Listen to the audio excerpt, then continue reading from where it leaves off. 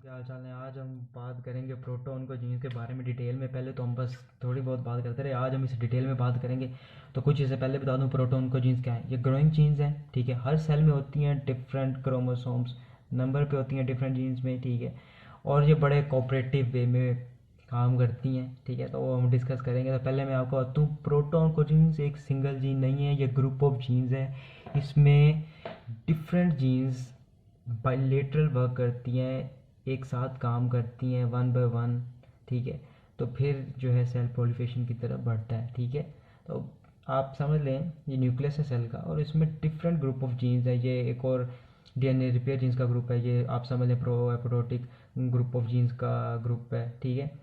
तो इसी तरह आप ये समझ लें, ये जो मैंने लाइन लगाई ना, आप इसे फिल वक्त ये समझ लें कि जो प्रोटोन को जीन्स का ग्रुप है, सही है। तो सब होता क्या है, फर्स्ट जीन एक्टिवेट हुई नॉर्मली, ठीक है।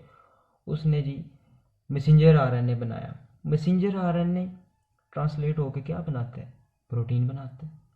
अब जो वो प्रोटीन है वो पॉलीपेप्टाइड में सिंथेसाइज होती है, वरना कोई तुम निकाल के दिखाओ सेल से बाहर कोई चीज़, ठीक है। आपको सेल मेम्ब्रेन पकड़ के भाई मैंने इसे बाहर नहीं जाने देना, इस वजह से वो पॉलीपेप्टाइड में कवर होता है, ठीक है। इससे ये जो प्रोटीन बना है इसे हम कहते हैं ग्रोथ फैक्टर, ठीक है। जीन्स का काम है प्रोटीन्स बनाना, आगे प्रोटीन्स का काम है भाई वो क्या फंक्शन करते हैं। तो फर्स्ट जीन एक्टिवेट हुआ, इसने क्या बनाया, ग्रोथ फैक्टर, ठीक है। अब जो सेकंड जीन है प्रोटोन को जीन्स का सेकंड जीन समझ एक्टिवेट हुआ, ठीक है।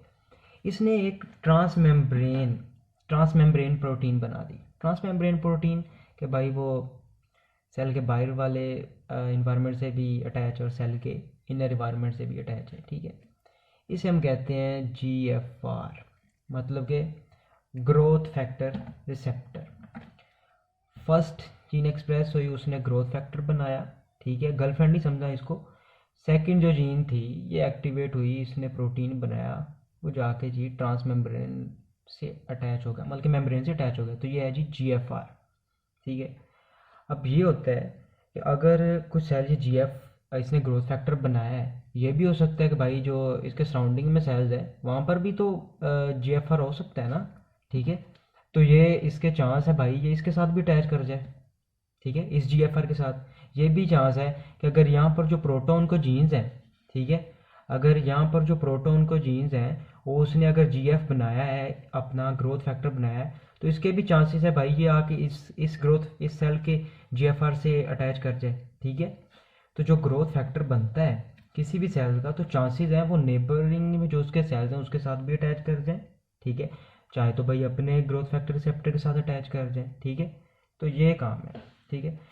अब ये ग्रोथ फैक्टर रिसेप्टर का काम क्या है भाई, ये ग्रोथ फैक्टर जो हमने अपने सेल से बाहर भेजा है, ये कहता है कि भाई आके मुझसे बाइंड करो, मुझसे दोस्ती करो, ठीक है। जब ये इससे दोस्ती करेगा तो भाई फिर ये इंट्रा सेलुलर सिग्नलिंग स्टार्ट होती है, ठीक है। जब एक दोस्ती हो जाती है तो फिर भाई घर वालों को भी पता लगना स्टार्ट हो जाता है भाई ये किससे दोस्ती है, क्या इन्फॉर्मेशन है, तो क्या सीन है, ठीक है।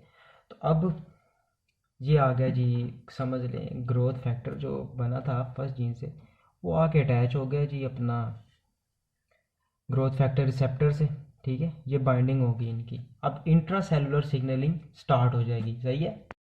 सेलुलर सिग्नलिंग कैसे स्टार्ट होगी, ठीक है। अब दोस्ती हुई, ठीक है, इन दोनों की।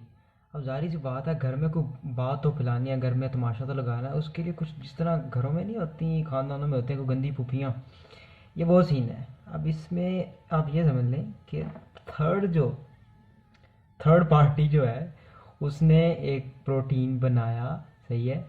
उसे हम कहते हैं जी अपना transducer protein, signal transducer protein, ठीक है। ये गंदी पुपियों वाला ही काम करती हैं, सही है। तो अक्सर ये जो ट्रांसड्यूसर प्रोटीन्स है ना, ये आप समझ लें कि रास होती है, रास भी एक प्रोटीन का नाम है, सही है। ट्रांसड्यूसर प्रोटीन है, मगर आपने ये याद रखना है कि यार इसे हम जो कहते हैं ना उसे कहते हैं सिग्नल ट्रांसड्यूसर प्रोटीन, ठीक है। अब ये जाके अटैच होती है ग्रोथ फैक्टर रिसेप्टर से, ठीक है, जो इनकी दोस्ती है ना।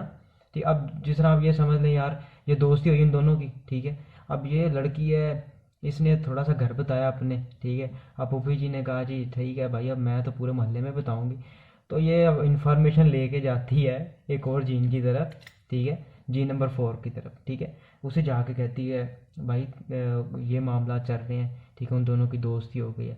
तो क्या सीन था, पहले जीन ने ग्रोथ फैक्टर बनाया, दूसरे जीन ने बनाया जी growth factor receptor. Growth factor जब बाइंड हुआ ग्रोथ फैक्टर रिसेप्टर के साथ, तो थर्ड जो जीन था उसने एक ट्रांसड्यूसर प्रोटीन बनाया जो कि अटैच होता है ग्रोथ फैक्टर रिसेप्टर से। इसने इन दोनों की इंफॉर्मेशन लेके ये पहुंच गया जी हमारे अपने चौथे बंदे के पास, मतलब कि हमारे अब्बू अम्मी के पास पहुंच गया थोड़ी सी आग लगाने, सही है। ये तो अब इंफॉर्मेशन आ गई, अब ये जाएगी जीन नंबर 4 के पास। अब जीन नंबर 4 जो है, अब उसने भी वो स्टिमुलेट हुआ है भाई, वो भी प्रोटीन बनाएगा।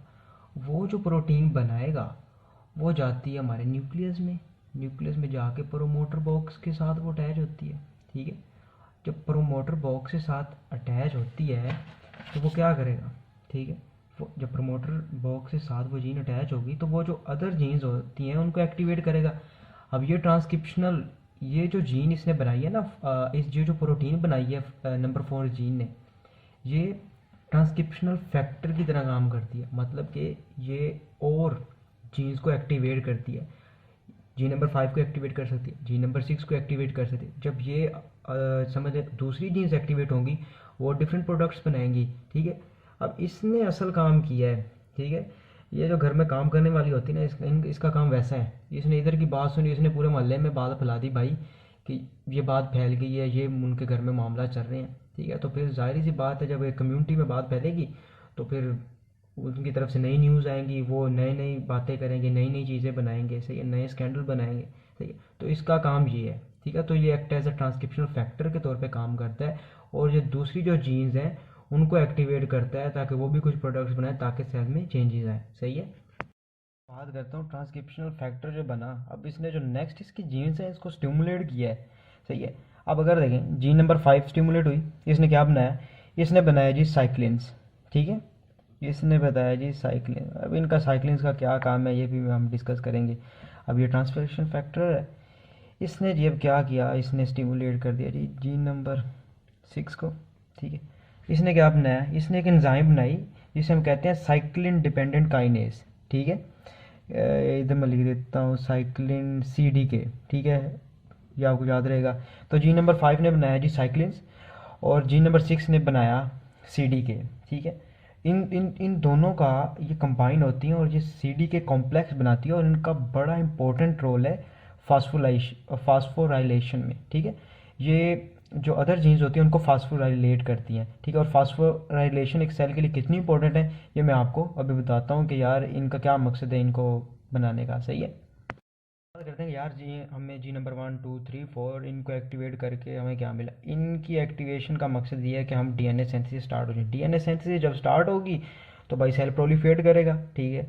जब सेल प्रोलिफेट करेगा तो भाई वो न्यूप्लेजिया की तरफ बढ़ेगा, ठीक है। न्यूप्लेजिया क्या करेगा जी, कैंसर सेल बनाएगा, सही है। तो नॉर्मली ये जो DNA सिंथेसिस जीन्स होते हैं ये भाई एक्टिवेट होते हैं, डीएक्टिवेट होते हैं, डीएक्टिवेट होते हैं। अगर ये एक्टिवेट हो जाए नॉर्मली तो भाई बस समझ ले बंदे के दिन थोड़े ही हैं, ठीक है। तो ये नॉर्मली जो होते हैं ये डीएक्टिवेट होते हैं, ठीक है। अगर कोई डैमेज आता है अपना जीन्स के अंदर, प्रोटॉन को जीन्स के अंदर, और वो ट्रांसक्रिप्शनल फैक्टर है वो इंक्रीज़ होता है और उसकी वजह से जो सेल है उसमें चेंजेस आते हैं और सेल जो है वो ओवर प्रोलिफेट करता है, फिर तो एक बॉडी के लिए इशू बन जाता है। मगर नॉर्मली जो होते हैं ना ये जो DNA सेंसिटाइजिंग जीन्स होते हैं ये आप ये कह लें कि सप्रेस होते हैं, ठीक है। इनको एक्टिवेट जो करता है ना वो वो एक और प्रोटीन है जिसे हम कहते हैं E2F, ठीक है।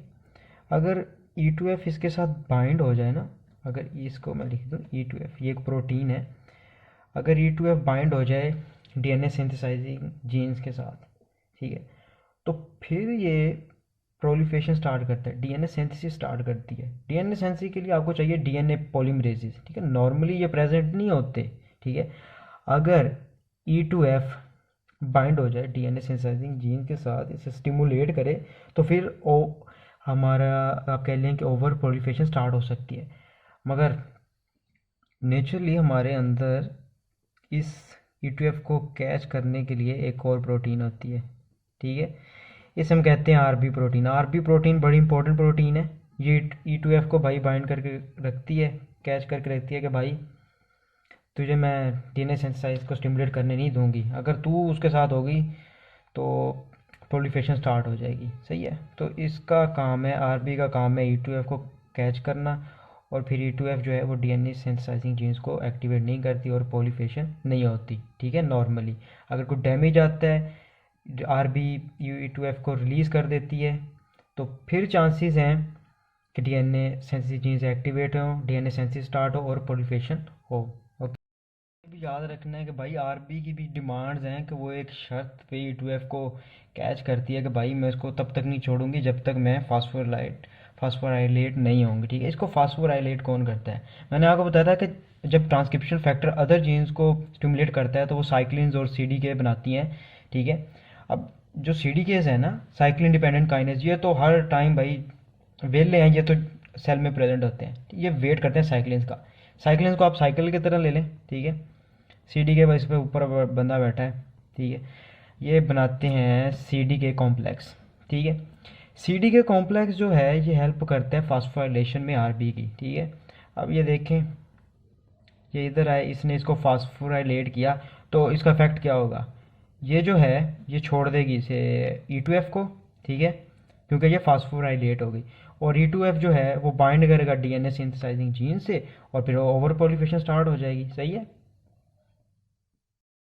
जीन्स की, तो जैसा कि हमें पता है कि जो जीन्स होते हैं ना, इनकी एक मैटरनल कॉपी होती है और दूसरी होती है पैटर्नल। ठीक है, मतलब कि हर कॉपी का एक अलील होता है। ठीक है, ये यहाँ पर आप देख सकते हैं कि जो मैटरनल है वो पैटर्नल का अलील है, तो they are allele of each other. ठीक है, तो अगर हम बात करेंगे कैंसर सेल जो है वो कैसे कैंसर सेल बन सकता है, एक नॉर्मल सेल है वो कैंसर सेल की तरफ किस तरह वो लीड करेगा, तो इसमें पॉइंट म्यूटेशंस होती हैं। पॉइंट म्यूटेशंस का क्या मतलब है कि ये आप देख लें क्रोमोसोम्स है, इसमें एक पॉइंट पर म्यूटेशन है। ठीक है, उसने इसको रेडिएशन या ऑन्कोजेनिक फैक्टर से इसे डैमेज कर दिया। तो यहाँ पर समझ लें कि प्रोटीन नंबर 2 थी, प्रोटीन 2 जो थी वो डैमेज हो गई। अब ये क्या बनाती थी, हमने लास्ट टाइम डिस्कस किया था, तो ये बनाती है ग्रोथ फैक्टर रिसेप्टर। ठीक है, तो इससे क्या होगा, abnormal growth factor receptor produce होंगे। ठीक है, ट्रांस मेम्ब्रेन में, तो पॉइंट म्यूटेशंस डेवलप हो गई। ठीक है, क्योंकि न्यूक्लियोटाइड जो था उसमें ऑन्कोजेनिक वायरस या अदर कार्सिनोजेनिक सब्सटेंसेस ने उसे इफेक्ट किया। तो अब इसका रिजल्ट क्या होगा? पहले ये होता था कि आप देखें कि अगर ये हम इसे कंसीडर कर लें कि ये ग्रोथ फैक्टर रिसेप्टर है, ग्रोथ फैक्टर रिसेप्टर, अगर ग्रोथ फैक्टर जब इनके साथ बाइंड करता था ना, पहले एक ग्रोथ फैक्टर जो है वो दो जो हमारे ग्रोथ फैक्टर रिसेप्टर है ना उनके साथ बाइंड कर सकता है। ठीक है, और इसमें ये समझने की कैरेक्टरिस्टिक इसकी ये खसूसियात है कि ये दो के साथ बाइंड कर सकता है, और जब ये दो के साथ बाइंड करता है ये इंट्रासेलुलर सिग्नलिंग देते हैं। ठीक है, तो सेल जो है वो फर्दर प्रोसेस में जाता है। कई बार ये होता है कि ग्रोथ फैक्टर आया, सही है, ग्रोथ फैक्टर आया मगर वो इसके साथ बाइंड नहीं हो रहा। ठीक है, ये कहती भाई मैं तुम्हें अपने साथ बाइंड नहीं करूँगी, तो इसका रिजल्ट क्या होगा? रिजल्ट में ये होता है कि ये जो ग्रोथ फैक्टर रिसेप्टर है ना, ये आपस में बाइंड कर दें और ये इंट्रासेलुलर सिग्नलिंग स्टार्ट कर देते हैं। यहाँ पर क्या हुआ कि ग्रोथ फैक्टर दो ग्रोथ फैक्टर रिसेप्टर के साथ बाइंड हुआ। ठीक है, बाइंड होने के बाद इसने इंट्रासेलुलर सिग्नलिंग स्टार्ट कर दी, ये डायमर बन जाता है। मतलब कि जब एक ग्रोथ फैक्टर दो के साथ अटैच होता है तो ये डायमर बना देता है।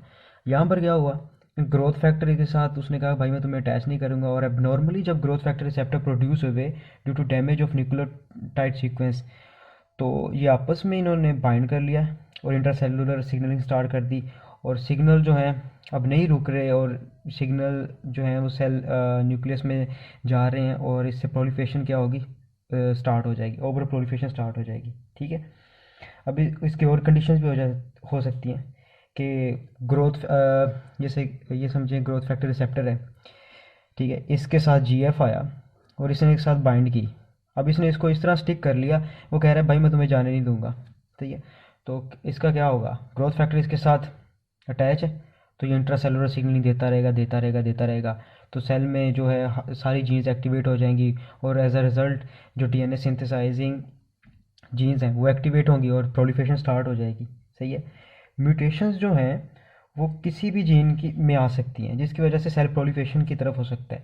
ठीक है। मगर एक बात याद रखनी है कि प्रोलिफरेशन जो है वो हमेशा गेन ऑफ वर्क होना चाहिए। ठीक है। गेन ऑफ वर्क ये होता है कि अगर कोई म्यूटेशंस आती हैं तो उसका जो रिजल्ट हो वो गेन ऑफ वर्क हो। ठीक है। गेन ऑफ वर्क मतलब कि वो प्रोलिफरेशन को इंक्रीज़ करे। ठीक है। इंट्रासेलुलर सिग्नलिंग को इंक्रीज़ करे, क्योंकि अगर ये चीज़ें इंक्रीज़ होंगी तो फिर जाके सेल जो है वो प्रोलिफरेट करेगा, ओवर प्रोलिफरेट करेगा। सही है। क्या होता है कि एक जो सेल है वो एक कॉपी बनाता है डीएनए की। सही है। अगर कोई डिफेक्ट की वजह से, जिस तरह ग्रोथ फैक्टर रिसेप्टर का डिफेक्ट आया या इंट्रासेलुलर सिग्नलिंग स्टार्ट हो गई तो सेल प्रोलिफरेशन की तरफ चला गया, तो सेल क्या उसे कहेंगे एबनॉर्मल प्रोटीन्स बनाना स्टार्ट हो गई। ठीक है। जिस तरह जीएफआर है, तो ये भी हो सकता है कि सेल जो है वो थाउजेंड्स ऑफ कॉपीज़ बना दे जीएफआर की। ठीक है। तो क्या होगा, जीएफआर जो है वो ज़्यादा आपको मेम्ब्रेन पे नज़र आएगा। ठीक है। अगर वो 1000 कॉपीज़ बना दे अपना ग्रोथ फैक्टर की, तो क्या होगा, ग्रोथ फैक्टर की तादाद ज़्यादा हो जाएगी। तो इसका इफ़ेक्ट क्या होगा, जब एक चीज़ की तादाद में इजाफा होता जाएगा, ठीक है, तो वो प्रोलिफरेशन की तरफ ही सिग्नल देगा ना। सही है।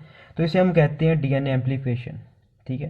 कि जो डीएनए में चेंजेस आए, चेंजेस ने क्या किया, उनकी जो प्रोटीन थी उनकी बनाने की सलाहियत को 1000 टाइम इंक्रीज़ कर दिया, 100 टाइम इंक्रीज़ कर दिया या 10 टाइम इंक्रीज़ कर दिया, तो यह प्रोलिफरेशन की तरफ लीड करेगा। कई बार ऐसा होता है कि एम्प्लीफिकेशन जो है वो बहुत ज़्यादा कॉपीज़ बना देती है सेल की। ठीक है। और आपको वो कॉपीज़ जो हैं वो साइटोप्लाज्म में भी नज़र आएंगी। ठीक है। आपको वो कॉपीज़ जो हैं वो न्यूक्लियोप्लाज्म में भी नज़र आएंगी। उसे हम कहते हैं, उस कंडीशन को हम कहते हैं डबल क्रोमोसोमल माइनट्स। ठीक है। ये इंपॉर्टेंट चीज़ है। सही है। अगर आपको पता है अगर जीएफआर इंक्रीज़ होंगे या जीएफ इंक्रीज़ होंगे तो उसका रिजल्ट ये होगा, इंट्रासेलुलर सिग्नलिंग ज़्यादा होगी और सिग्नलिंग की वजह से सेल प्रोलिफरेट करेगा, क्योंकि आपको पता है जब एक चीज़ स्टिमुलेट करती है, ठीक है, तो उसका रिजल्ट भी स्टिमुलेशन में आता है। सही है।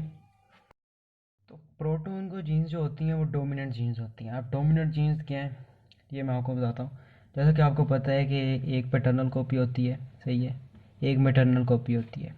जो अगर आप फ़र्ज़ कर लें कि इसके एक पैटर्नल जो कॉपी है उसमें डिफेक्ट आ गया। सही है। तो इस डिफेक्ट की वजह से ये जो मैटरनल कॉपी है ये भी नॉर्मली वर्क नहीं करेगी। सही है। जो डिफेक्ट है उसने पूरी तरह दूसरी पर भी आप ये कह लें कि काबू पा लिया है, तो ये उसे भी सही तरह काम करने नहीं देगा। ठीक है। इसे हम कहते हैं डोमिनेंट जीन्स। तो प्रोटोन को जीन्स का मसला ही ये है कि अगर इसमें एक अलील भी डिफेक्टिव होता है तो दूसरे को भी वो सही तरह काम करने नहीं देता। तो हमें सिर्फ इसमें ज़रूरत है कि हम एक जीन को डैमेज करें और हमारा और प्रोलिफरेशन, जो ओवर प्रोलिफरेशन है वो स्टार्ट हो जाएगी।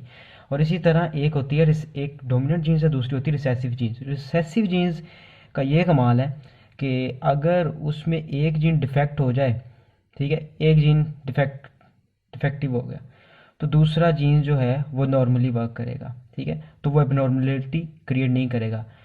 तो जो रिसेसिव जीन्स हैं वो होते हैं ट्यूमर सप्रेसर जीन्स। ठीक है। अगर ट्यूमर सप्रेसर जीन्स में आप देख लें, अगर इसमें भी एक मैटरनल कॉपी एक पैटर्नल कॉपी, आप पैटर्नल को डिफेक्टिव हो गई है, तो अगर मैटरनल कॉपी उसकी नॉर्मल है तो वो कोई भी इस तरह का सिग्नल या नॉर्मलिटी शो नहीं करेंगे जिस तरह डोमिनेट करते हैं। मतलब कि अगर एक जीन खराब हुआ तो वो दूसरे को भी कहेगा भाई तू भी नॉर्मली वर्क ना कर। सही है। तो ये डिफरेंस है डोमिनेंट जीन्स में और प्रोटोन को जीन्स में। और आपको पता है प्रोटोन को जीन्स अगर ओवरवर्क करेंगी तो वो सेल के लिए ट्रबल ही होगा। सही है।